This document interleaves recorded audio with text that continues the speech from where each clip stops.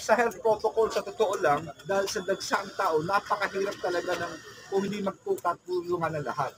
Kung tayo ano lamang sa LGU, iilan lamang ang limitasyon niyan. Ang DTI, iilan lamang. What is important is the participation of the malls themselves, no? Dahil mga private entities yan. Bukod, of course, sa PMP. But again, you're looking at everything, it's really normal now, di ba? Naglabasan yung bata, matatanda, sasakyan, andun na, di ba? Pati nga caroling, pinag-uusapan din. Oo.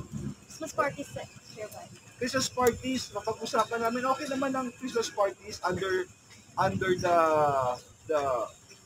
just be guided by alert level 2. No? Ako personally, nakalagay dun, in your house, kasi dati bawal ang bisita mo eh. Bawal ang bisita mo. Pero ngayon, pinayagan na maski hindi members of the same household.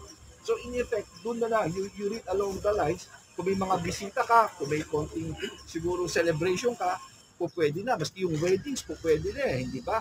So parang ganun na rin. It's the same concept eh. Chairman, simbang gabi na